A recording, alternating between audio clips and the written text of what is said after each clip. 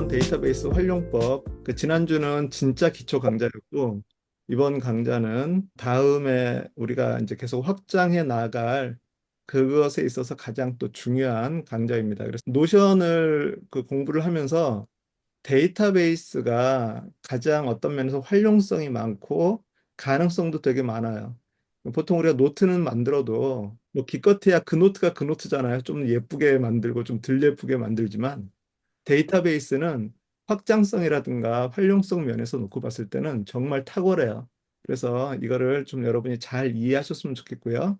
먼저 첫 번째는 지난 시간에 우리가 기초 노트 만드는 거에 대해서 얘기를 했었는데 뭐 몇 가지만 간단하게 좀 더 짚고 넘어가도록 하겠습니다.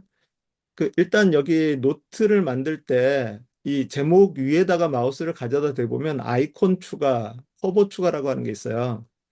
그래서 노트를 좀 예쁘게 꾸미고 싶다. 예를 들어서 이제 이게 지금 제가 지난번에도 한번 보여드린 다음 주부터 이렇게 제대로 만들 그 형태인데 여기에 이 부분이 아이콘이에요.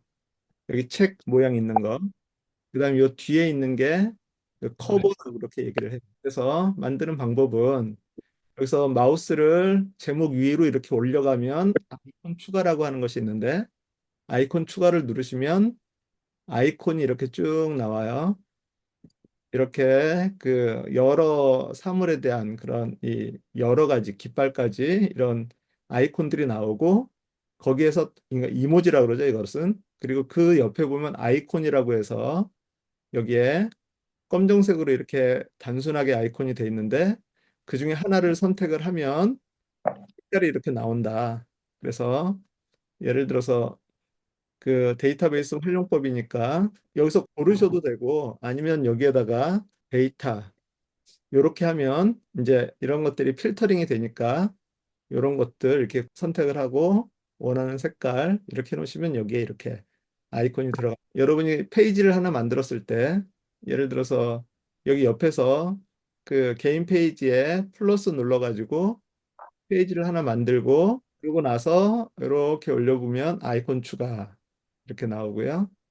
그래서 아이콘 추가 맞아요. 이렇게 하나 해놓고 그 다음에 또 올려보면 커버 추가 나오는데 어, 커버 추가하면은 이렇게 이제 뒤에 이렇게 커버가 나옵니다. 그런데 이제 이거를 커버를 여기 커버 변경이라고 나와 있거든요. 커버 변경을 누르시면 뭐 단색으로 돼 있는 그라데이션 돼 있는 거, 그다음에 뭐 나사에서 이렇게 우주 사진 이런 것들 여러 개 사진들이 있는데 이 중에서 골라 쓰셔도 되고 아니면 여기 언스플래시라고 있어요.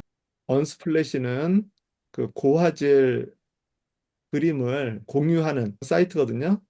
그래서 러브 이렇게 하면 이렇게 쭉 나오잖아요. 그럼 뭐 이런 거 예쁜 거. 언스플래시에서는 저작권을 얘기를 안 해요. 무료로 이렇게 해놓은 그런 사진들이기 때문에 이렇게 해놓고 여기서 위치 변경을 하시면 이렇게 조정을 할 수가 있어요.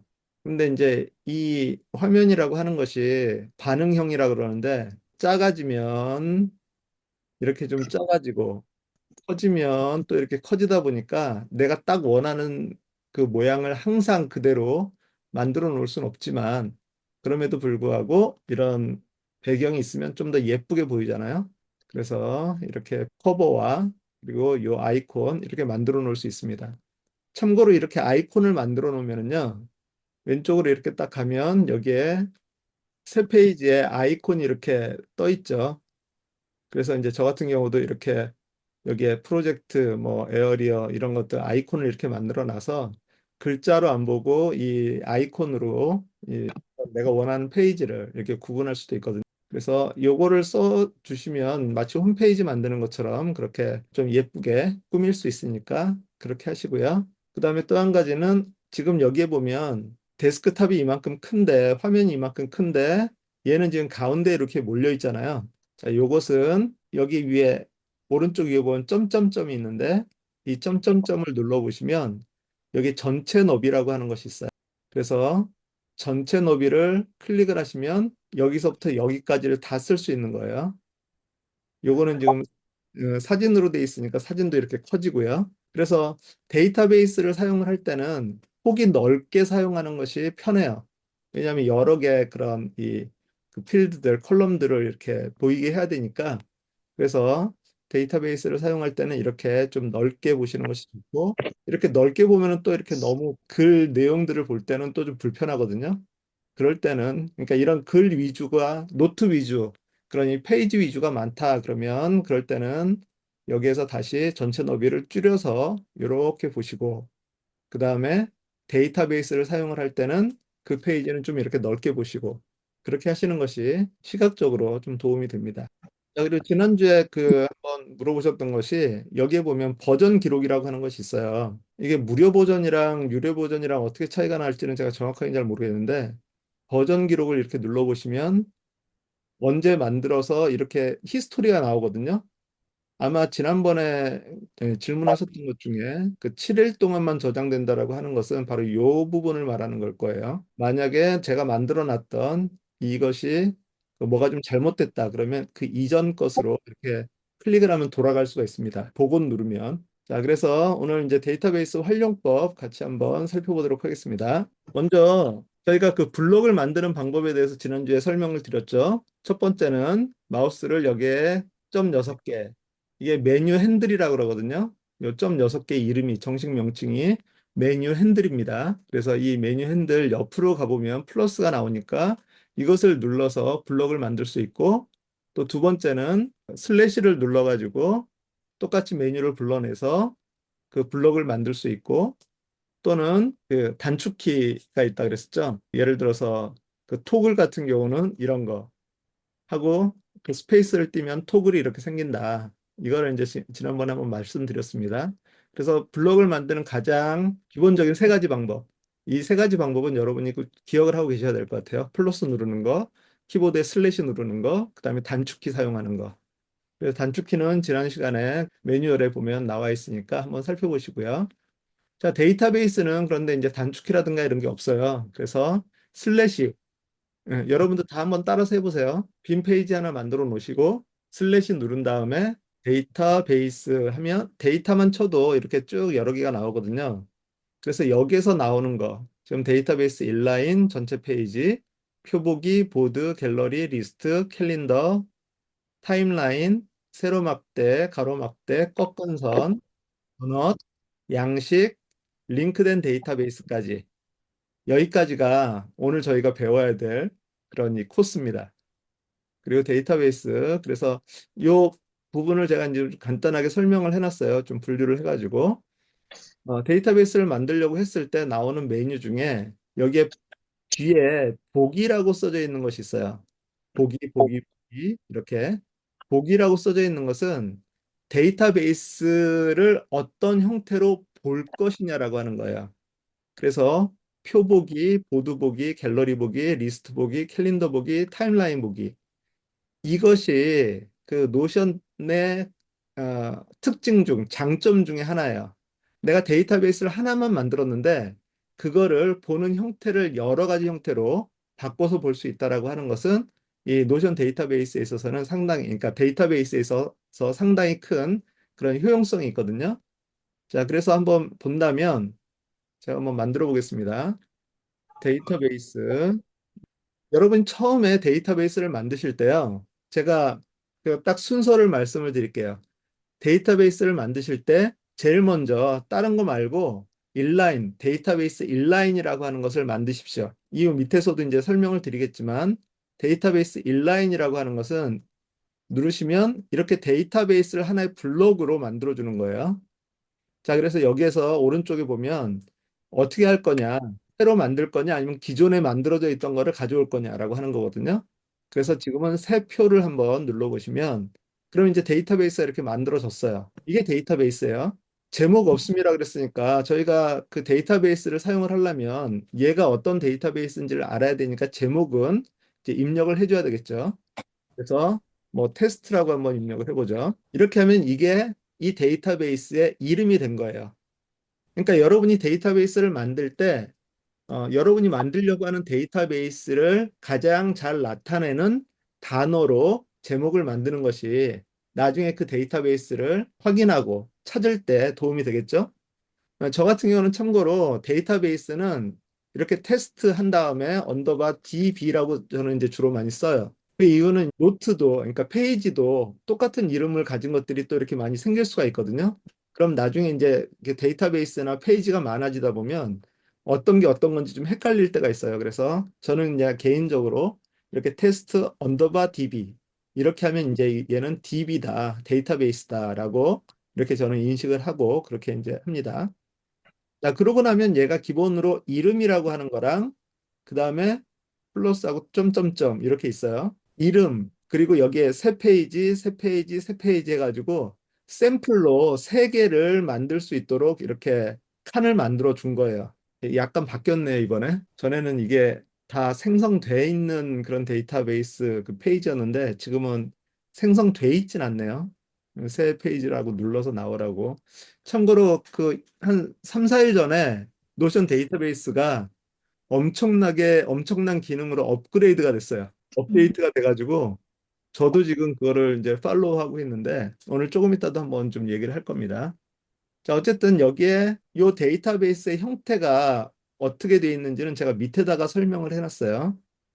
자, 이렇게 보시면 되겠습니다.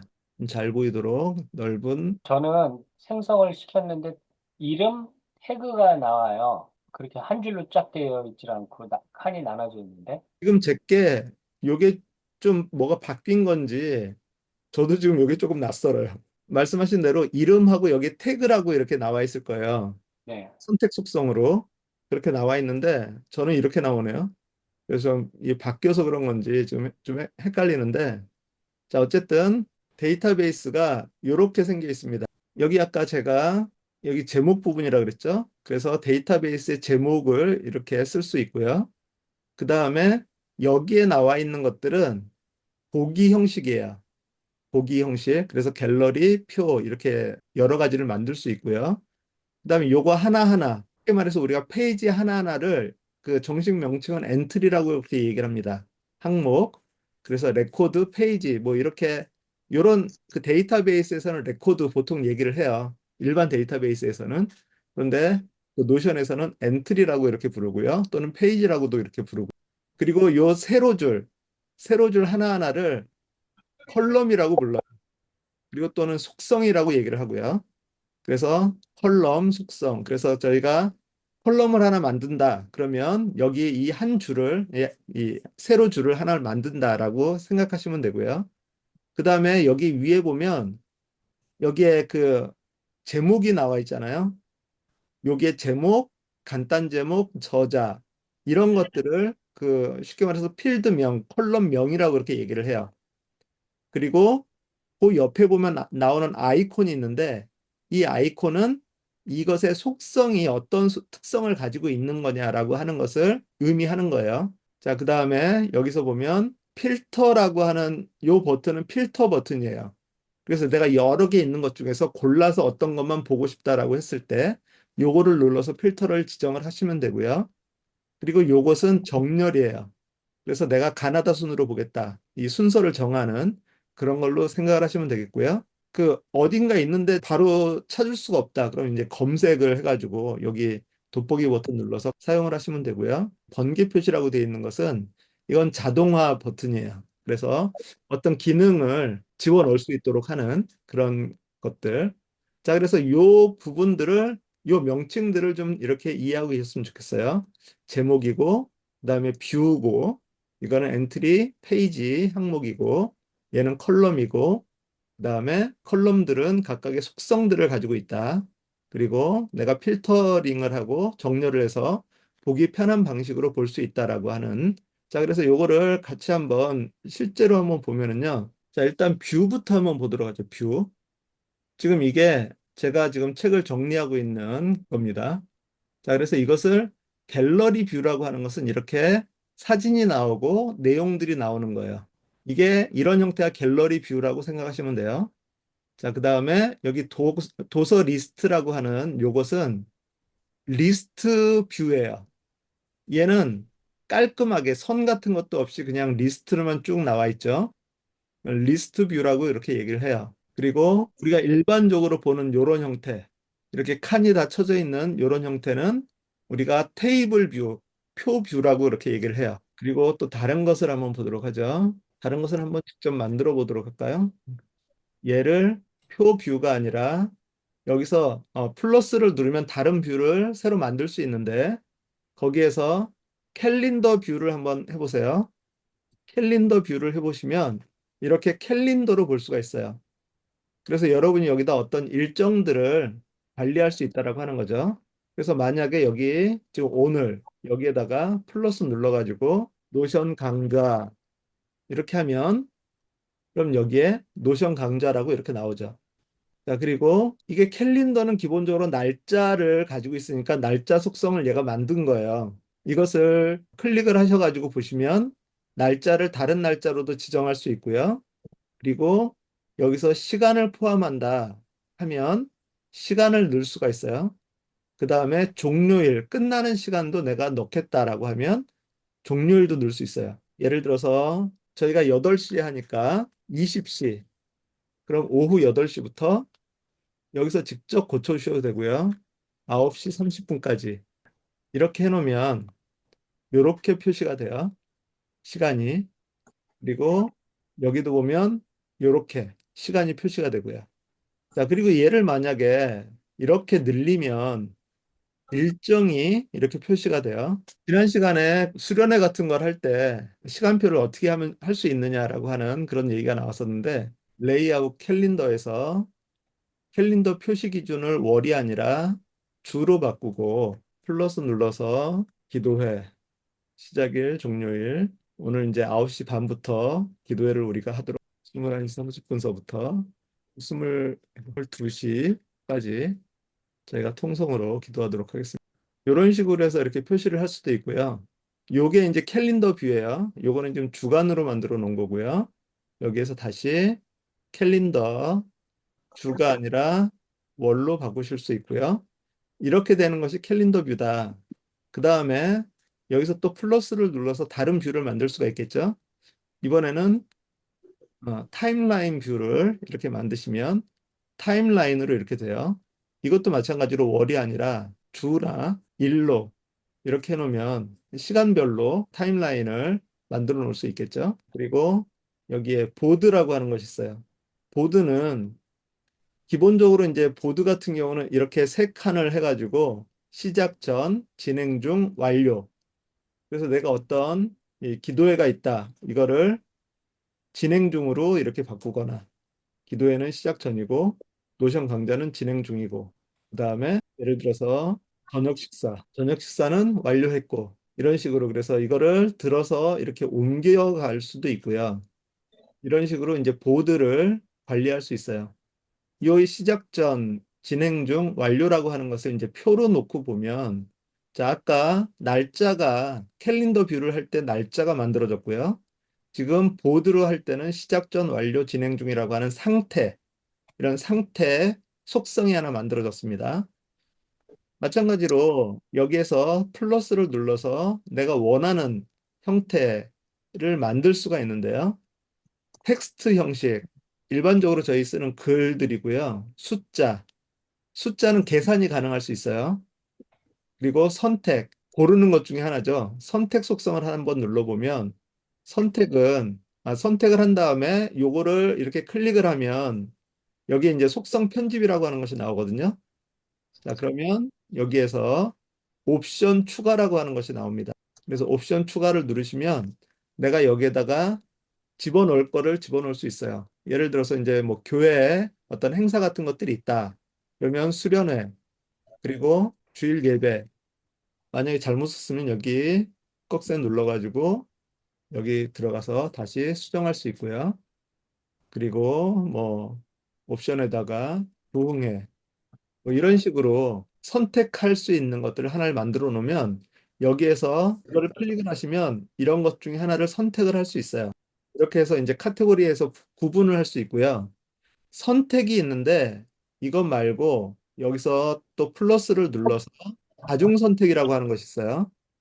다중 선택도 선택은 선택인데 이거는 쉽게 말해서 태그라고 이렇게 얘기를 해요. 여기다가는 내가 원하는 거를 집어넣을 수가 있어요. 기도, 감사, 노력 뭐 이런 식으로. 그러면 일단 만들어 놓은 것들은 다른 데 가서도 그대로 나오니까 쓸 수가 있고요. 얘는 감사고, 얘는 기도고, 얘는 노력이고. 자, 이렇게 했을 때 여기서 이제 필터에서 다중 선택이 기도인 것만 보여달라. 그러면 기도가 들어있는 것만 이렇게 보여줘요. 그래서 이게 필터를 여기서 조정을 할 수가 있어요. 자, 지금까지 되게 많은 걸 했어요, 여러분. 그러면 우리 스텝 바이 스텝으로 한번 해보도록 할까요? 자, 빈 페이지 아까 만들어 놓은 페이지 하나 만들었습니까? 세 페이지에 제목을 한번 넣어볼게요. 연습용. 이렇게까지 한번 해볼까요? 자, 여기까지 했으면 이제 빈 곳에 슬래시 데이터베이스 뭐 이렇게만 쳐도 이렇게 나오니까 데이터베이스 인라인 선택을 하시고요. 여기 세 표 안 누르고 그냥 이렇게 바깥에 클릭만 하셔도 돼요. 어차피 새로 만들겠다라고 치면 자, 여기에 연습용 그러면 우리 그냥 여기다 뭐를 한번 만들어 볼까요? 수련회를 한번 생각을 해볼까요? 수련회라고 해서 자 수련회에서 아침 식사 중요하죠. 여기에 지금 새 페이지가 안 만들어져 있으니까 그런데 여기서 만약에 페이지가 이렇게 만들어져 있잖아요. 왜 비어 있다 여기 옆에 이렇게 체크할 수 있는 것이 나온다라고 하면 아침 식사 엔터 치고 그러면 아래로 내려가요. 주제 강의 1. 그다음에 점심 먹어야 되나요? 그다음에 이제 밑에 새 페이지 눌러가지고 점심시간에 조금 쉬죠. 휴식 시간 한 4시쯤 돼가지고 체육대회를 한번 하죠. 자, 그리고 그 밑에 이제 저녁 식사, 그 밑에 주제 강의 2, 그리고 이렇게까지만 한번 해보도록 할까요? 자, 그리고 여기에 이름이라고 돼 있는데 이름 말고 이거를 순서 프로그램이라고 하죠. 프로그램. 이렇게 이제 클릭하셔가지고 바꾸실 수 있어요. 참고로 다른 것들은 내가 속성을 마음대로 바꿀 수가 있는데 얘는 속성 편집을 눌러도 뭘 바꿀 수 있는 게 없어요. 제목이라고 돼 있어가지고 이거 하나는 고정이에요.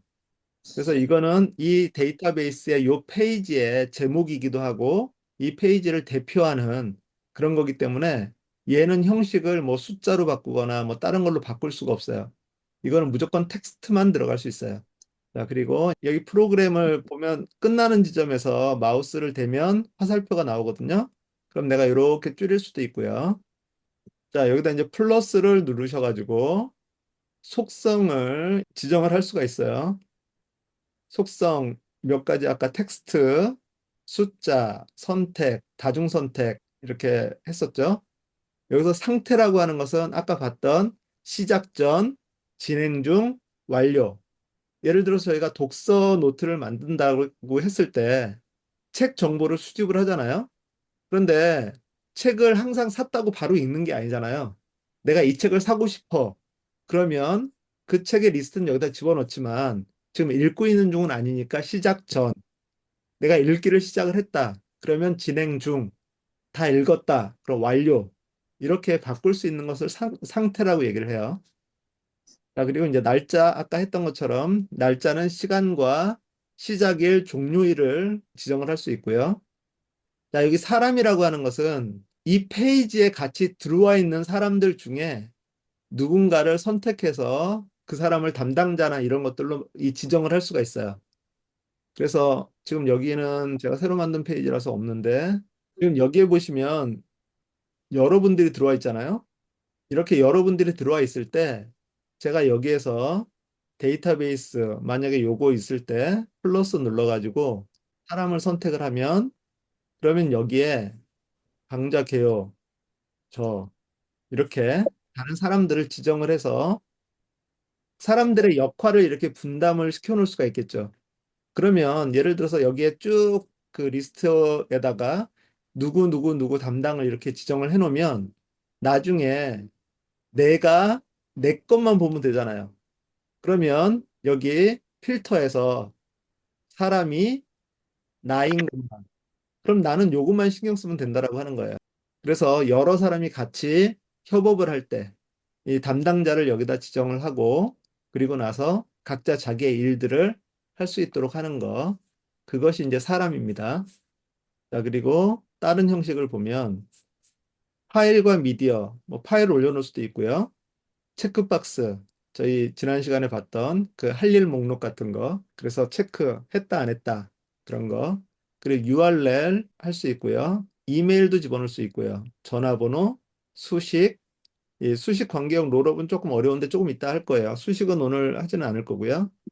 관계형 데이터베이스 그리고 생성 일시 같은 경우는 이걸 처음 만들었던 때가 언제냐. 그러니까 생성 일시 누르면 이때 이 시간에 만든 거예요. 그러니까 어떤 것을 처음 시작했을 때 생성 일시를 해놓고 또는 여기서 플러스 눌러가지고 최종 편집 일시라고 하는 것이 있어요. 그러면 언제 수정을 했느냐, 마지막으로 수정을 언제 했느냐. 그리고 또 하나를 더 한다면 이거를 생성자가 누구냐, 누가 만들었느냐, 그리고 마지막에 편집한 사람은 누구냐. 이렇게 해놓으면 누가 여기 들어가서 뭔가를 바꿨다라고 하는 거를 마지막에 누가 편집했는지를 확인할 수 있다라고 하는 거죠. 자, 그래서 이런 형식들을 만들어 놓을 수 있어요. 다른 것들은 대부분 보시면 아시고 여기에 아이디라고 하는 것은 페이지의 고유 넘버예요. 새로 만들 때마다 하나씩 생기거든요. 그래서 아이디를 해놓으면 1, 2, 3, 4, 5, 6, 7, 8 이 순서대로 만들어졌다라고 하는 거예요.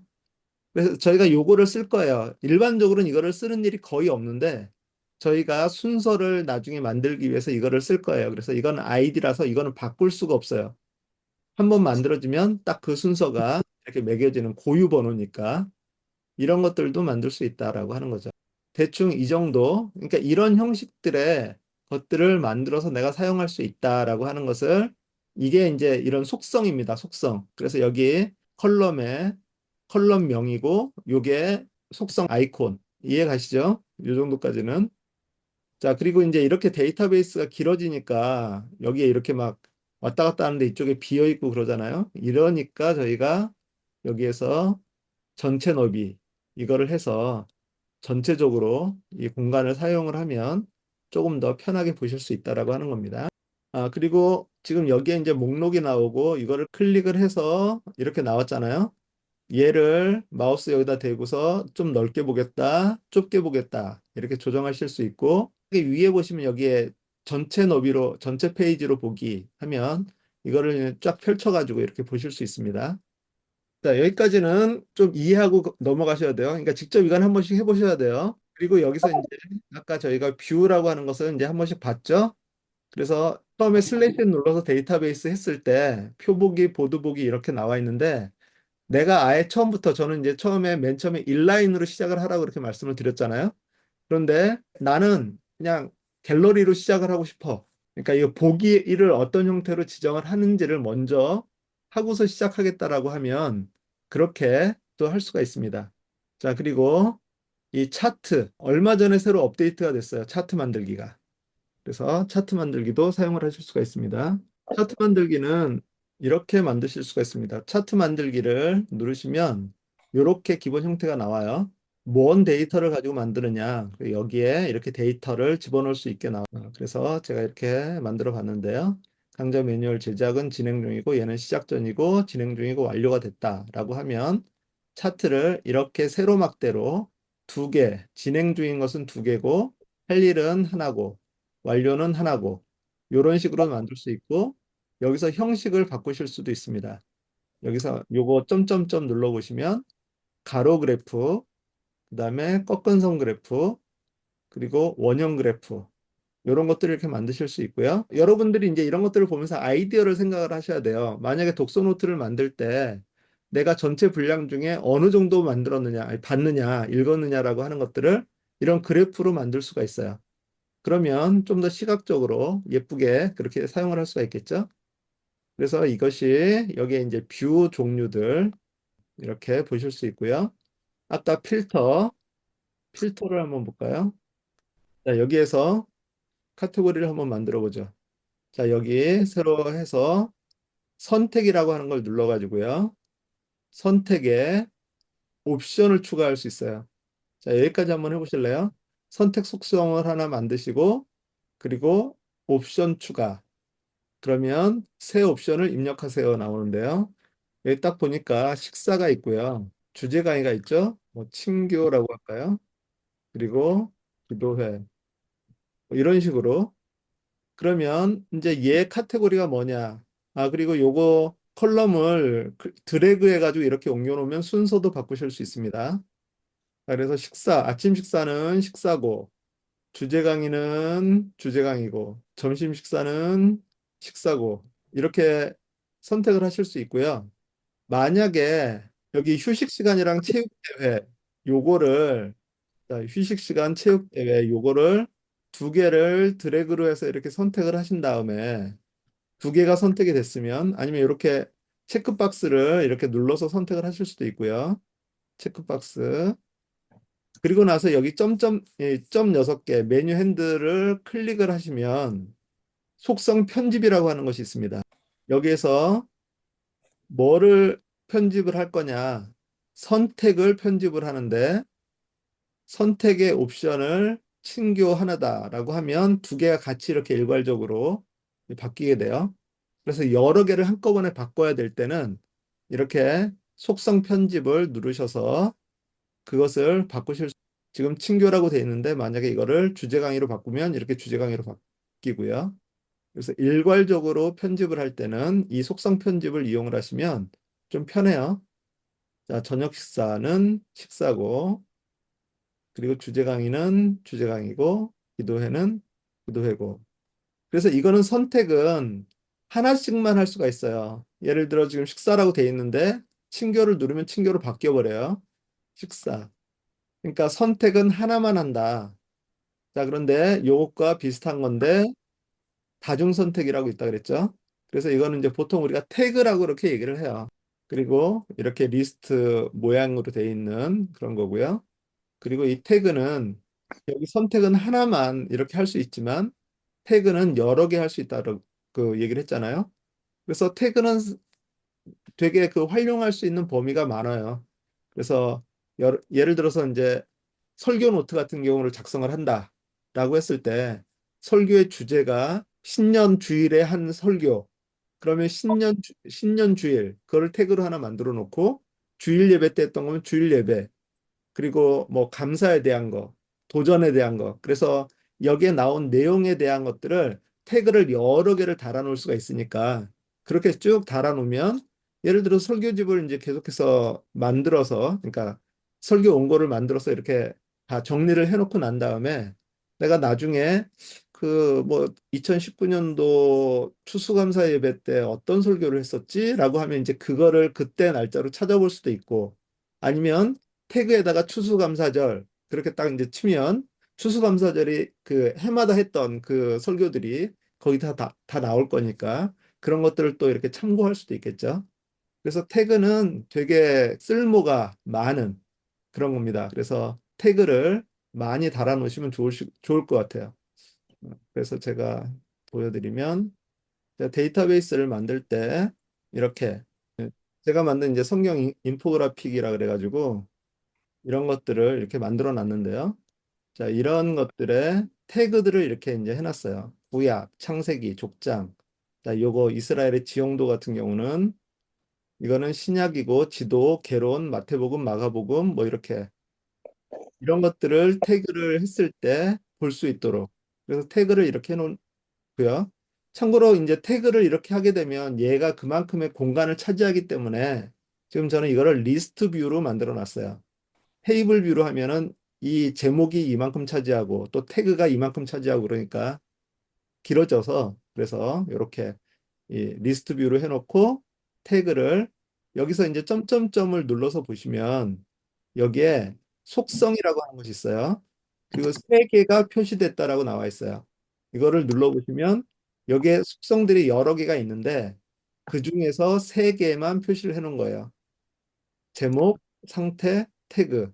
근데 뭐 여기는 상태는 없는 거니까 있으나 없으나 상관이 없고요. 그래서 제목과 태그 두 개만 선택을 해 놓은 거고 만약에 설명 이걸 하게 되면 이렇게 좀 복잡해지죠. 그러니까 리스트 뷰에서는 이 많은 것들을 하기보다는 그냥 심플하게 이렇게 제목이랑 그다음에 태그 정도만 해놓으면 보기가 편하실 거고요. 자, 여기 갤러리 뷰. 여기에 이제 어떤 자료들 같은 거 할 때도 이렇게 쭉 태깅을 해놓으면 그러면 나중에 사용하는 데 도움이 많이 되겠죠. 이런 방식들을 여러분들이 조금 활용을 해보시면 좋을 것 같습니다. 요거는 이제 좋은 글들 그런 것들 그 캡처해 놓은 건데 뭐 삶의 자세, 태도, 습관, 신앙, 자기계발 뭐 이런 것들 이렇게 이제 해놓으니까 내가 어떤 모티베이션이 필요할 때 그럴 때 이제 이런 것들 중에 공감과 위로는 이렇게 하는 거야. 삶의 자세.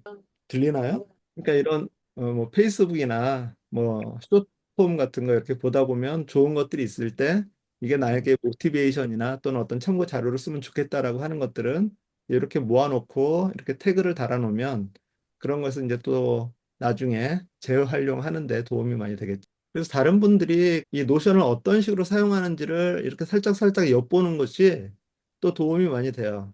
그렇게 해서 지금 여기에 이 뷰 봤고요. 차트도 봤고요. 이제 이 데이터베이스의 형식, 데이터베이스 인라인이 있고 전체 페이지, 링크된 데이터베이스 요 세 가지를 내가 필요에 따라서 이렇게 잘 쓰는 것도 또 하나의 기술입니다. 자, 여기서 이제 보시면 데이터베이스 중에 이거는 지금 페이지로 돼 있잖아요. 이렇게 페이지 아이콘이 있다라고 이렇게 말씀을 드렸죠. 페이지 안으로 들어가서 데이터베이스가 구성이 돼 있는 거. 이게 전체 페이지예요. 전체 페이지가 있고 인라인 페이지가 있는데 이런 것들은 쉽게 말하면 인라인 페이지라고 생각할 수 있어요. 인라인 페이지는 페이지에 다른 요소들이 다 잔뜩 들어있을 수 있어요. 그 중에 하나의 블록으로 돼 있는 게 인라인 데이터베이스. 그리고 이런 것처럼 들어가면 전체로 보여지는 것. 이것은 전체 페이지예요. 자, 전체 페이지와 인라인 그 데이터베이스의 가장 큰 차이점을 보면 여기에 지금 이게 블록처럼 이렇게 돼 있잖아요. 그럼 요 밑에다가 내가 뭔 글을 집어넣고 싶어요. 클릭을 하고 집어넣으려고 해도 안 돼요. 플러스 같은 것도 안 나오고요. 보통 여기에서는 블록으로 돼 있는 것들은 이 표 옆에 보면 블록 그 핸들 6개, 점 6개가 나오는데 그래서 얘를 옮길 수도 있고 그렇게 되는데 얘는 점 6개도 안 나오고 다른 것도 쓸 수가 없어요. 이게 전체 페이지예요. 그러니까 인라인 페이지를 제가 먼저 만들려고 하는 것은 페이지를 만들면서 다른 것들과 조화도 이렇게 보고 그렇게 해서 인라인 페이지를 만들어 놓고 그런데 결국에는 저희가 뭔가를 만들면 그 데이터베이스에는 양이 점점 많이 늘어날 거란 말이에요. 그런데 인라인 데이터베이스가 만약에 이런 얘 지금 이렇게 보면 이렇게 많은데 이런 게 인라인 데이터베이스로 자리를 하고 있다. 다른 거를 보려면 쭉 올리거나 쭉 내리거나 그렇게 해야 되잖아요. 그러니까 이런 것들은 전체 페이지로 만들어 놓고 그리고 짧은 거 처음에 시작할 때는 인라인 페이지로 만들어서 이렇게 어떻게 구성이 되는가도 한 번씩 이렇게 살펴보고 그렇게 하시면 좋을 것 같아요. 자, 그러고 나서 또 이제 중요한 것이 뭐냐면 링크된 데이터베이스예요. 자, 엄밀하게 얘기를 해서 얘는 인라인 데이터베이스가 아니에요. 얘는 링크된 데이터베이스예요. 링크된 데이터베이스라고 하는 것은 뭐냐면 여기에 이게 전체 페이지 데이터베이스도 마찬가지고 여기 인라인 데이터베이스도 마찬가지고 블록 메뉴가 있을 때 이거를 클릭을 하시면 여기서 링크 복사라고 하는 것이 나와요. 여기서 다시 점 6개 메뉴 핸들 이거를 클릭을 하셔가지고 링크 복사를 한번 눌러보세요. 아까 여러분 연습용에서 한번 만들어 놓은 이 데이터베이스 있죠? 요거를 점 6개를 눌러서 링크 복사. 자, 그리고 그 밑에다가 붙여넣기를 한번 해보세요. 붙여넣기. 자, 그러면 이제 이게 링크 주소예요. 그리고 중요한 거는 요 옆에 나오는 거거든요. 자, 여기서 원래 이제 연결된 데이터베이스 보기를 하려고 그러는데 URL을 누르면 어떻게 되냐면 이렇게 그냥 주소만 나와요. 자, 다시 두 번째 붙여넣기를 하고 멘션이라고 하는 것을 누르면 이렇게 나와요. 데이터베이스의 이름이 이렇게 나오고 화살표가 있어가지고 요거를 클릭하면 이 데이터베이스로 가는 거예요. 물론 이제 얘도 클릭하면 그 데이터베이스로 가는 거고요. URL은 전체 주소가 나오는 거고, 그 다음에 이 멘션은 여기에 바로가기 단축키가 나오는 거죠. 참고로 여러분이 이 페이지를, 이 데이터베이스를 다른 사람들에게 카톡으로 공유를 하겠다라고 할 때는 요 링크로 그냥 갖다 붙여넣기를 하면 돼요.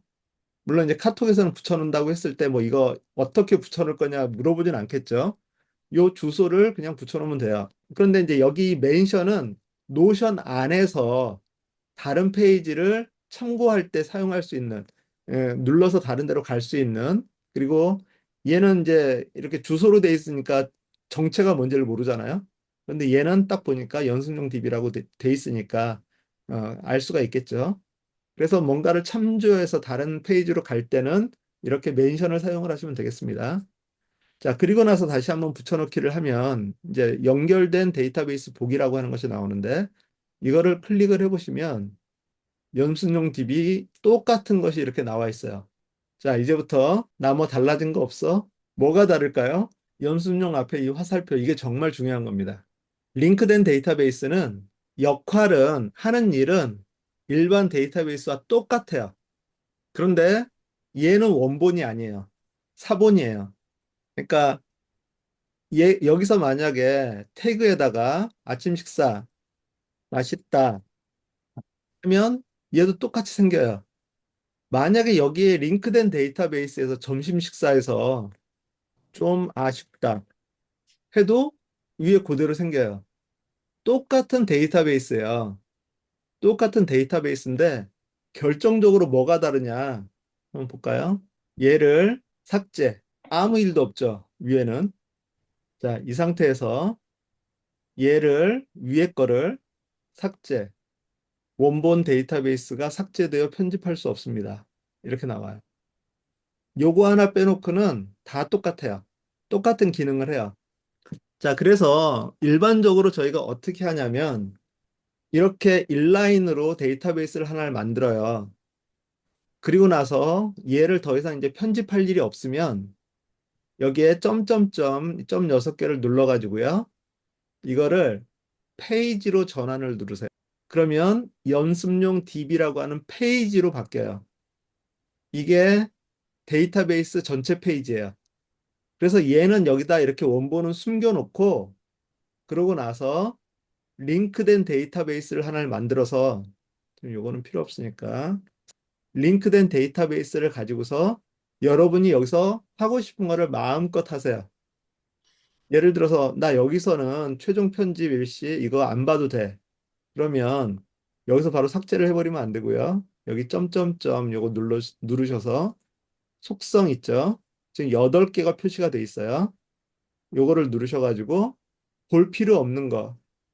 나는 생성일시랑 최종 편집일시, 생성자, 최종 편집자 안 봐도 돼. 요 내용만 여기서 보고 싶어. 라고 했을 때 요렇게 바꿔놓으면 여기서는 요렇게 보이지만 이 안에서는 그대로 있어요. 자, 그래서 그 필요한 것들만 여기서 보기를 원할 때, 그럴 때 이거를 이제 사용을 합니다. 가장 쉬운 예로, 자, 상태라고 하는 것을 한번 볼까요? 상태라고 하는 그 속성을 하나 만들고요. 얘는 완료했다고 하죠.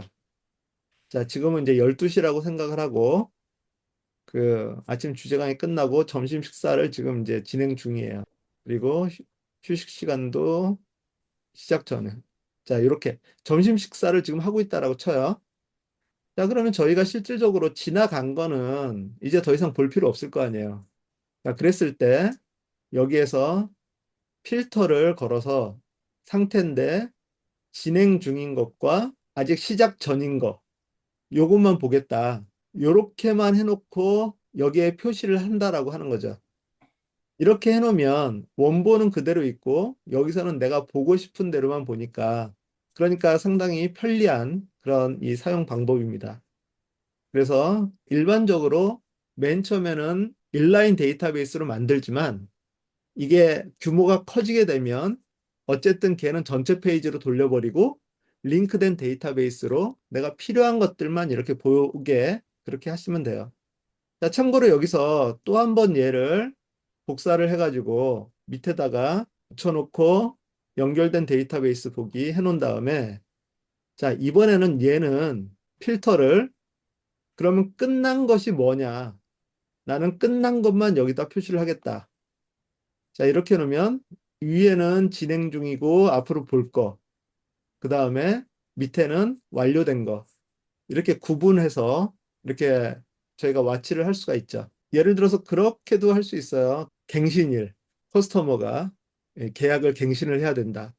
갱신해야 되는데 내가 이번 일주일 안에 갱신해야 될 사람들만 여기에 표시를 하고 앞으로 한 달, 일주일 후에 한 달까지 갱신해야 될 사람을 여기 밑에다 표시하고 그런데 데이터베이스는 하나예요. 원본은 여기 안에 전체 데이터베이스에 있고 여기에는 바로 당장 해야 될 사람 그리고 여기에는 그 다음에 해야 될 사람 이런 것들을 구분을 해서 이렇게 놓고 보면 훨씬 더 이런 시각적으로 도움이 되겠죠. 여기에 이제 위에 점점점을 누르시면 가져오기가 있어요. 가져오기에서 CSV 요걸로 이제 가져오시고요. 그런데 이제 다만 함수라든가 이런 걸로 설정이 돼 있는 경우는 아마 조금 수정을 하셔야 될 거예요. 자, 그리고 이제 여기에 이렇게 이만큼 남아 있는데 좀 불편하면 여기서 메뉴 핸들을 들고서 여기 오른쪽으로 이렇게 가져가면 세로 줄이 생기니까 이렇게 두 개로 나눠서 두 열로 이렇게 보시면 그럼 음, 좀 더 깔끔하게 내 전체 상태를 한눈에 볼 수 있는 그런 방법이 있겠죠. 이게 전체적인 데이터베이스의 개요예요. 그리고 최근에 새로 업그레이드가 된 그런 기능이 하나 있습니다. 그게 뭐냐면 양식이라고 하는 기능이에요. 지금까지 제가 여러분들한테도 이 강좌 신청을 구글 폼으로 받았잖아요. 그런데 이제는 구글 폼을 쓰실 필요가 없어요. 양식이라고 하는 것을 여기서 공식적으로 지원하기 시작을 했어요. 참고로 여러분이 구글 폼에다가 그 입력을 하잖아요. 그러면 저는 그거를 자동으로 가져와서 노션에 정리되도록 그렇게 자동화를 해놨어요. 구글 폼에서 작업이 되면 그거를 직접 한번 보여드릴까요? 자, 노션 독서 노트로 이제 생각하시면 되겠죠. 자, 여기 이게 구글 폼이에요. 이게 구글 폼이고 이게 구글 폼에서 지금 다음 주에 해야 될 그런 내용 중에 하나입니다. 여기서 구글 폼에서 ISBN을 내 답변에서 이제 입력을 한단 말이죠. 이게 그러면 여기에서 응답이 와요. 그러면 얘가 알라딘 API라고 하는 걸 통해 가지고 이 자료들을 쭉 가져와요. 만들어요. 그러고 나면 얘가 이것을 여기에 노션 데이터베이스에다가 자동으로 집어넣는 그런 프로세싱을 만들었어요. 말센스라고 하는 책입니다. 979-1187-165460 이렇게 해서 제출을 하게 되면 이렇게 들어왔고요. 이렇게 쭉 만들어지고 나서 여기에 말센스라고 이렇게 들어오게 됩니다. 이런 식으로. 이거는 이제 구글 시트의 스크립트 기능을 가지고서 앱 스크립트라고 하는 그런 기능을 가지고서 프로그래밍을 해놓은 거예요. 그거를 간단히 보여드리면 이렇게 돼 있어요. 이렇게 하라고. 요거는 그 제가 여러분들한테 다 설명을 해드릴 수 없고 다음 주에 제가 공유를 해드릴 거예요. 요대로 그냥 카피 페이스트 해놓고 이렇게 설정을 하면 이렇게 하실 수 있습니다라고 이제 만들어 드릴 거니까 요거는 그렇게 된다라고 치고 그러나 이제 어쨌든 얘는 이런 이 앱 스크립트 기능을 사용을 해야만 했기 때문에 구글 시트를 계속해서 써야 돼요. 그런데 회원가입이라든가 이런 간단한 설문 같은 경우는 이런 스크립트가 필요 없으니까 여기서 바로 이제 여러분들이 구글 설문을 대신해서 얘로 그 양식 폼을 만드실 수가 있습니다. 자, 한번 볼까요? 연습용. 다 같이 한번 만들어 보죠. 슬래시 그 양식 눌러보시면 간단해요. 양식 제목, 강좌 신청. 여기도 양식 아이콘 이렇게 하실 수가 있죠. 그리고 새로운 기능 중에 하나가 여기서 방금 전에 이렇게 하면 이모지 추가라고 하는 거 있잖아요. 내가 만든 이모지를 여기다 등록시켜 놓고 사용하실 수 있어요. 자, 어쨌든 그냥 이모지를 이렇게 하나 해놓고 얘도 마찬가지로 양식 커버 이렇게 만드실 수 있고요. 그리고 나서 질문 1, 이름이겠죠. 자, 그리고 여기서도 한번 보시면 이름을 알려주세요 하면 여러분 구글 시트에 여기에 이름을 알려주세요 이렇게 나오잖아요. 그거 너무 불편하지 않으셨습니까? 해보신 분들은 여기에서 점점점 눌러가지고 필수 선택을 하실 수 있고요. 설명도 입력하실 수 있고요. 연결된 속성 보기. 연결된 속성 보기가 이름을 알려주세요예요. 이게 너무 기니까 우리는 그냥 이름 이렇게 하면 되죠. 자, 이렇게 해놓고 자, 그럼 다시 한번 보면 속성과 동기화 그리고 얘는 이름이라고 돼 있어요. 자, 그 다음에 여기에다가 연락처를 알려주세요. 이렇게 해놓고 마찬가지로 점점점 눌러가지고 필수를 해야 되겠고요. 그 다음에 유형은 객관식이 아니라 전화번호, 전화번호 이렇게 해놓으면 이렇게 돼요. 자, 그리고 속성 보기 요거 눌러가지고 연락처를 알려주세요 해서 이 뒤에 부분은 빼버리면 연락처. 자, 이렇게 쭉 만들 수 있겠죠. 자, 그러면 여기서 미리 보기라고 하는 오른쪽 위에 미리 보기라고 하는 데를 가보면 사람들한테 이렇게 보여요. 그리고 여기에서 이거를 선택을 해주셔야 돼요. 이 폼을 적을 수 있는 사람들의 권한. 그래서 지금은 기원의 멤버만 이 양식을 작성할 수 있어요. 근데 우리가 그런 이 신청 설문을 받으려면 모든 사람이 다 볼 수 있어야 되겠죠? 그래서 이 변경을 눌러가지고 작성 가능한 사용자를 여기에 링크가 있는 웹의 모든 사용자 이렇게 바꿔주시면 누구나 다 이 설문에 응답을 할 수 있어요. 그래서 여기서 이제 마찬가지로 미리 보기 해가지고 보면 인터넷에 이렇게 가게 되는 거죠. 자, 그러면 여기다 예를 들어서 이제 작성을 한다라고 치죠. 이름 박기현 201-628-4198 그래서 제출을 하면 그러면 내 이메일 사본을 받을 것이냐 원하면 받을 수 있겠죠. 자, 그러면 여기서 어떻게 나오냐면 이것을 보는 방법은 이쪽 위에 있어요. 여기 응답. 여기에 양식 작성기가 있고 응답이라고 있거든요. 응답을 바로 눌러보면 여기에 새 양식 해가지고 박기현 익명 연락처 제출 시간 이렇게 나온다라는 거죠. 그러니까 과거에는 저희가 구글 설문을 만들 때는 구글 설문을 만들고 응답을 어디에서 받을 것이냐 해가지고 연결을 구글 시트로 연결을 따로 시켜야만 했었는데 그럴 필요도 없다라고 하는 거예요. 그래서 간단하게 여기에서 양식 작성은 여기서 하고 응답은 바로 여기서 듣고 그리고 이 데이터베이스가 이게 데이터베이스니까 이 데이터베이스를 바로 다른데 활용할 수 있고 자 이제 이 부분에 대해서 여기 연결까지 한번 보도록 하죠. 양식은 만드는 것은 사실 뭐 어렵지 않으니까요. 한 번씩 해보시고요. 자, 여러분 데이터베이스를 이제 만드실 수 있어요. 데이터베이스를 만드는데 이런 케이스를 한번 보도록 하죠. 수업표를 제가 하나 만들려고 그래요. 과목은 국어, 수학, 영어 이 세 가지 과목이 있고요. 각각의 강사가 이렇게 있어요. 그런데 국어를 선택한 학생이 하나 있고요. 그 학생의 학번이 있어요. 여기 보면 국어를 한 학생이 신청했고, 국어를 또 김학생이 신청을 했고, 국어를 나복학이 신청을 했고, 김학생은 여기에 국어를 신청을 했는데, 여기 수학도 신청을 했어요. 이 데이터베이스를 보시면서 여러분 어떤 생각이 혹시 드시나요? 우리가 데이터베이스를 만들 때 엑셀 자료를 특히나 이렇게 만들 때 이런 식으로 많이 만들어요. 그런데 이렇게 만들면 뭐가 문제가 되냐면 국어가 김국어, 김국어, 김국어 이게 계속 반복이잖아요. 자, 그런데 만약에 여기에다가 이걸 딱 보니까 이 김국어 선생님의 전화번호를 이 선생님들의 전화번호를 다 집어넣었으면 좋겠다라고 하는 의견이 나왔어요. 자, 그럼 어떻게 해? 우리는 할 수 있죠. 플러스 눌러가지고 전화번호 해가지고 당사 전화번호 이렇게 할 수 있겠죠. 자, 그 다음엔 어떻게 해야 돼요? 김국어 선생님의 전화번호가 123-4566에 7890 이렇게 하면 이거를 복사를 해서 여기다 집어넣고 이렇게 해야 되겠죠? 자, 이게 능률이 안 오르죠. 여기서 이제 또 필요한 정보들이 또 한두 가지겠어요. 학생의 학번만이 아니라 뭐 다른 정보들도 집어넣게 되면 또 그걸 또 계속 반복해서 집어넣어야 되지 않겠습니까?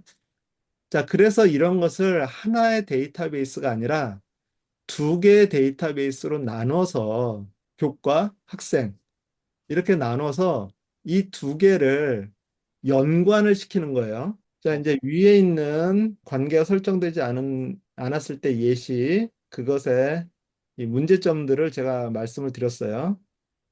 예, 과목과 강사에 대한 그런 정보들은 계속해서 늘어날 수 있어요. 필요한 정보들을. 그런데 그럴 때마다 카피 앤 페이스트를 해가지고 이렇게 불필요하게 데이터를 지금 사용을 하고 있다는 거죠. 그러니까 이렇게 되면 검색을 할 때도 더 많은 것들을 중에서 찾아야 되니까 시스템이 힘들어해요. 자, 그래서 여기에서 이제 교과에서 밑에 관계를 설정했을 때 예시, 교과에서 플러스를 누르셔가지고요. 관계형, 이거를 클릭을 하신 다음에, 그럼 이제 데이터베이스 리스트가 나와요. 지금 교과에서 했으니까 학생이라고 하는 데이터베이스를 클릭을 해주세요. 자, 그러고 나면 여기 학생에도 표시할 거냐 물어봐요. 표시가 안 돼 있으면 여기서 교과에서 학생으로 화살표가 하나가 가요. 그런데 학생에도 표시한다 라고 체크를 하면 두 개가 왕복으로 돼요. 그러고 나서 여기에 관계형 추가라고 하는 것을 눌러주시면 위에는 학생이 나타났고 학생에는 교과가 나타났어요. 자, 이 상태에서 이제 위에 거를 보면서 한번 보죠. 국어에 국어에 세 명이 등록을 했어요. 한학생, 김학생, 나복학. 학생에 있는 국어 이거를 클릭을 해보시면 이 아래에 있는 이 학생들의 요 명단이 이렇게 나와요. 그러면 여기에서 한학생, 김학생, 나복학 이 세 사람이 등록을 했다. 한학생, 김학생, 나복학 맞죠? 마찬가지로 수학은 세 명이 했는데 김학생, 손신입, 박학식 이렇게 세 사람이 했어요. 요거를 클릭을 하셔가지고 김학생, 손신입, 박학식 이렇게 선택을 했어요. 영어도 마찬가지로 원영어 여기 선생님이 영어 3명, 한학생, 손신입, 김학생, 한학생, 손신입, 김학생 이렇게 3명을 선택을 했어요. 자, 그럼 국어를 선택한 학생들은 요 사람들이에요. 자, 그리고 아래에 내려가서 보니까 한 학생이 국어랑 영어를 신청을 했고요. 김 학생은 국어, 수학, 영어를 다 신청을 했고요. 여기 다 이렇게 나와요. 이렇게 하는 것이 관계형입니다. 이렇게 관계형을 해놓으면 데이터베이스가 두 개라고 더 복잡해 보일 수 있지만 만약에 지금 요게 개수가 요만큼이니까 그렇지 과목이 10개고 학생이 100명이라고 한번 생각을 해보세요. 그러면 그것을 이렇게 관리하는 건, 위에처럼 관리하는 거는 이거는 정말 미련한 행동이에요. 그런데 아래로 해놓으면 다 이렇게 볼 수가 있죠. 자, 이 상태에서 한 가지를 보도록 하겠습니다. 자, 아까 그 강사 전화번호가 있었죠? 플러스 눌러가지고 전화번호 해서 김국어에 이렇게 전화번호를 집어넣었어요. 요거 집어넣기 전에 이렇게 한번 보죠. 지금 이거는 이제 관계형이었고요. 여기다 이제 플러스 밑에 거에서 학생에서 플러스를 한번 눌러보세요. 그리고 나서 이번에는 롤업을 선택을 하세요. 롤업 관계형 바로 밑에 있고요. 요 롤업은 뭐냐면 관계로 맺어진 데이터베이스에 다른 자료들을 가져오는 것이 롤업이에요. 자, 그래서 뭐를 가져올 거냐면 관계형은 데이터베이스를 선택을 하는 거예요. 교과라고 하는 데이터베이스를 선택을 했고요. 그럼 뭐를 가져올래? 속성 중에 뭐를 가져올래? 강사가 누군지를 보고 싶다. 이렇게 해놓으면 김국어, 원영어, 김국어, 이수학, 원영어. 요 순서대로 국어는 김국어고 영어는 원영어예요. 그래서 예를 들어서 이 학생이 어떤 학생인지 선생님들의 의견을 들어보려고 연락을 하려고 하면 한 학생이라고 하는 사람을 위해서는 김국어 원영어 선생님한테만 컨택을 하면 되는 거죠. 그리고 여기서 또 플러스 눌러가지고 롤업을 선택을 해서 이번에는 강사 전화번호라고 입력을 하고 여기 관계형 역시 교과에 속성은 전화번호를 선택을 하면 그 사람의 전화번호가 이렇게 쭉 나와요. 이렇게 되면 내가 데이터를 많이 늘려도 이것을 가지고서 한 번만 작업을 해놓으면 관계형을 통해서 계속해서 확장 가능하다라고 하는 거죠. 자, 여기다 이것도 한번 해보죠. 과목에 학점이 있어요. 자, 이번에 숫자를 집어넣어 가지고요. 숫자 유형에다가 학점이라고 집어넣었어요. 국어의 학점은 5학점이에요. 수학은 3학점이에요. 영어는 4학점이에요. 이렇게 했을 때 이 학생은 이번 학기에 몇 학점을 신청을 했는가 플러스 눌러서 또 롤업으로 가요. 그렇게 해서 관계형을 교과로 선택을 하고요. 속성을 과목이 아니라 학점을 선택을 해요. 자, 그러고 나면 여기서 이제 또 순서대로 이렇게 나오죠. 국어 5학점, 영어 4학점. 그런데 우리가 원하는 건 이게 아니라 여기서 계산이라고 하는 것이 있는데 원본 표시가 있고요. 추가 옵션에서 합계를 선택을 하면 한 학생은 이번에 9학점을 신청을 했어요. 김 학생은 12학점, 얘는 5학점, 신청 학점. 이런 것도 할 수 있다라고 하는 거예요. 관계형 데이터베이스는 관계를 맺는 것, 두 데이터베이스의 관계를 맺는 거고요. 롤업은 관계 맺은 데이터베이스에서 다른 자료들을 가져오는 것이 롤업이에요. 그래서 여기에서 얘 롤업은 속성 편집을 눌러보면 유형은 롤업인데 관계형, 교과를 선택을 해야 되겠죠. 이게 왜 관계형 한번 맺었으면 됐지 뭐 이렇게 계속해서 이걸 관계형을 뭘 맺었냐 물어보느냐라고 이렇게 얘기할 수 있어요. 그런데 이게 지금은 이게 두 개 데이터베이스밖에 없잖아요. 그러니까 이 교과밖에 안 나오는데 이거 같은 경우는 롤업을 하면 관계형이 두 개가 나와요. 데이터베이스가 세 개라는 뜻이에요. 다른 두 개의 데이터베이스와 각각 관계형을 맺어놨기 때문에 이 관계형, 관계 맺은 데이터베이스에서 자료를 가져올 것이냐라고 하는 거를 저희가 지정을 해줘야 돼요. 그래서 여기에 관계형은 관계 맺은 데이터베이스를 지정하는 거고요. 그러면 이 교과라고 하는 이 데이터베이스에 지금 있는 것이 과목, 강사, 전화번호, 학점이에요. 이 학생은 여기 밑에서 가져온 거니까. 요 네 개의 속성들 중에 컬럼 중에 어떤 거를 가져올 거냐.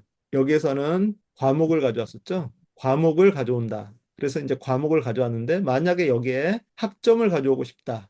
그래서 학점을 선택을 하면 여기에 학점, 얘는 국어는 5학점이고 수학은 3학점이고 영어는 4학점. 요 순서대로 이렇게 학점을 가져올 수 있는 거고요. 그리고 일반적으로 그냥 강사 전화번호나 이런 것들은 원본을 그냥 바로 가져오면 되는 건데 이렇게 숫자로 돼 있는 것들은 여기서 다른 것들로 계산을 할 수 있다라고 하는 거죠. 그래서 그런 옵션들이 이렇게 있는 거예요. 그래서 이 롤업은 그냥 원본을 가져올 수도 있고 원본 표시를 할 수도 있고 다른 것들을 추가로 이렇게 할 수 있는 그런 기능들이 있다라고 하는 거죠. 그래서 이 그냥 데이터베이스에 어떤 자료만 가져오는 것에 국한되는 것이 아니라 그걸 가지고 처리할 수 있는 그런 것들도 있기 때문에 롤업이라고 하는 것은 활용성이 되게 많아요.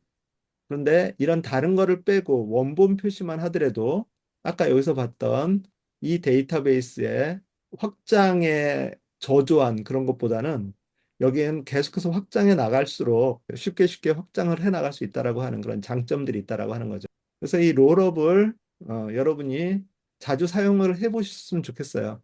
데이터베이스를 그러니까 처음에 구성을 하셔야 되겠죠. 여기처럼 맨 처음에 이것도 인라인 데이터베이스예요. 인라인 데이터베이스로 이렇게 만들어서 두 개를 같이 보면서 아, 얘랑 얘랑은 이렇게 연결이 돼야 되겠구나. 여기서는 이거를 가져와야 되겠구나. 그렇게 해서 이제 세팅을 다 한 다음에 세팅이 다 되면 그러면 이것을 여기에서 이제 페이지로 전환, 얘를 페이지로 전환해서 원본은 이렇게 놔두고 그리고 나서 교과에서 링크 복사를 해가지고 아래다가 붙여놓고 연결된 데이터베이스 보기 해놓은 다음에 나는 여기에서 강사라 이런 것들은 필요 없고 학생이 누가 어떤 과목을 신청을 했는지만 보고 싶다. 그럼 속성에서 점점점 눌러서 속성이 지금 5개 표시가 됐다라고 하는데요. 이 중에서 나는 과목이랑 학생만 보고 싶다. 그럼 얘네들의 눈을 이렇게 꺼주면 그러면 이렇게 교과에 요 과목에 이 사람들이 신청했다라고 하는 것만 이렇게 딱 볼 수 있다라고 하는 거죠. 그러면 또 여기에서 학생은 또 복사를 해가지고 붙여넣기 한 다음에 이 학생들 중에서는 속성에서 이름하고 이 사람이 무슨 교과를 신청을 했는지 요것만 보고 싶다. 그리고 총 학점이 신청 학점이 몇 학점인지 요거까지만 보고 싶다. 이렇게 해가지고 옆에다 이렇게 배치해 놓고 교과 학생 같이 보면서 이렇게 작업을 할 수 있다. 이게 데이터베이스의 그 관계형 데이터베이스와 롤업입니다. 이게 이제 기본이니까 요거를 가지고서 여러분들이 생각을 많이 해보셔야 될 것 같아요. 저도 지금 이제 독서노트 이거를 만들면서 고민을 되게 많이 해요. 그냥 쉽게 만들 수도 있는데 어떻게 하면 좀 더 기능적으로 좀 더 효과적일까? 책을 정리를 하는데 그 내용을 정리를 하는데 어떤 경우는 이 책 전체에 대한 내용을 정리를 하고 싶은 경우도 있고 또 어떤 경우는 이 안에 챕터가 있는데 그 챕터별로 정리를 하고 싶은 경우들도 있고 어떤 경우는 이렇게 챕터 안에 들어가 가지고 하나씩 하나씩 보면서 정리하는 것도 있지만 그냥 생각났을 때 인사이트를 해가지고 책에서 아니면 어떤 챕터에서 이렇게 인사이트가 있는 걸 가지고서 정리하는 그런 방법들, 이런 것들도 이제 고민을 되게 많이 하거든요. 그러니까 내가 어떤 자료를 하나를 만들 때 이것을 어떤 식으로 그 조정하고 어떤 식으로 배치하고 또 어떤 식으로 접근하고 할지에 대한 그런 계획들을 세우면서 데이터베이스를 만들고 또 뷰도 그런 식으로 만들고 이렇게 책 제목으로 이렇게 보면 멋지잖아요. 근데 가장 큰 단점이 있어요. 양이 많아지면 이거를 다 보려면 힘들어요. 그럴 때는 양이 많을 때는 이게 차라리 더 깔끔하죠. 그러니까 그런 부분. 그리고 또 이제 한 가지만 더 말씀을 드리면 그 제목이 있고 제가 간단 제목이라고 하는 걸 이렇게 만들어 놨어요. 제목은 보니까 제목이 있고 부제까지 이렇게 달려져 있으면 얘네들을 전체적으로 이렇게 컨트롤하기가 좀 쉽지가 않더라고요. 그래서 간단 제목 해가지고 요것만 가지고 있게 하면 그러면 여기에서 그 요렇게 예를 들어서 리프레임의 1장 1부 뭐 이런 식으로 그러니까 이런 식으로 이제 이런 걸 구성을 하는 것도 하나의 뭐 노하우도 노하우고 내가 어떻게 고민을 많이 해야죠. 그래서 제가 노션을 공부를 하면서 좀 느껴지는 게 뭐냐면 여러분도 지금 유튜브 들어가셔가지고 노션 독서 노트라고 한번 검색을 한번 해보세요. 수많은 사람들이 독서 노트를 만들어 놨거든요. 노션으로. 그런데 그 사람들이 만든 형식들이 다 달라요. 근데 왜 그러냐면 나는 이 스타일이 좋은 거예요. 나는 이렇게 정리하는 게 좋고 이렇게 하는 것이 좋은 거예요. 저는 이제 가능한 대로 이거를 한꺼번에 다 모아보려고 생각을 하니까 조금 복잡하기도 하고 그래서 이제 수작업도 조금 하고 그렇게 하면서 좀 더 좋은 방법을 찾아보고 있는데 어쨌든 이런 것들에 대한 구상을 내가 하면 할수록 나에게 맞는 그래서 100사람이 있으면 노션을 사용하는 방법도 100사람이고 독서 노트를 만드는 노션으로 만드는 사람이 100사람이면 그 100사람이 다 자기가 만든 독서 노트가 달라요. 그러니까 제가 이 폼을 공유를 해드리긴 하겠지만 여러분들이 이거를 가지고서 사용을 하거나 아니면 개선하거나 이렇게 하기 위해서는 여러분의 스타일들이 되게 중요하다. 그러니까 그것은 내가 가장 잘 알죠. 내가 책을 어떻게 읽고 어떻게 정리하는 것이 좋고 그렇게 하는 것들이 그러니까 이제 그런 부분들에 대해서 고민을 많이 해보시고요. 일단은 제가 이제 다음 시간에 이거를 공유를 해드리면서 같이 한번 살펴보도록 하겠습니다. 자, 그럼 오늘도 수고 많으셨습니다. 오늘 조금 복잡한 거였는데 잘 따라와 주셔서 감사하고요. 연습하셔야 돼요. 복습하시고 좀 한번 계속 살펴보시면 여러 가능성들을 보실 수 있을 거라 생각합니다.